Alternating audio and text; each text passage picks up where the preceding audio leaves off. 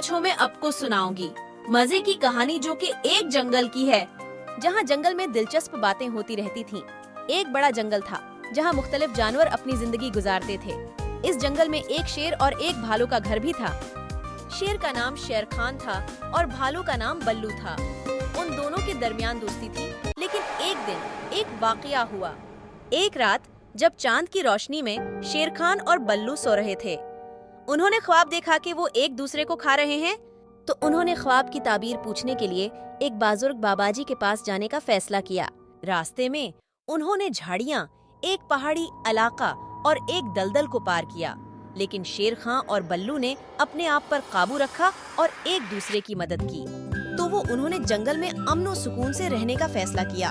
उनकी दोस्ती ने जंगल को मोहब्बत और अमन और सुकून का गहवारा बना दिया। ये कहानी हमें ये सिखाती है कि मोहब्बत और अमन और सुकून और दोस्ती रिश्तों को मजबूत बनाती हैं और ये बड़ा मकसद है। प्यारे बच्चों, इस तरह की मजे की वीडियोस देखने के लिए हमारे चैनल मिट्टी टीवी को जरूर सब्सक्राइब करें।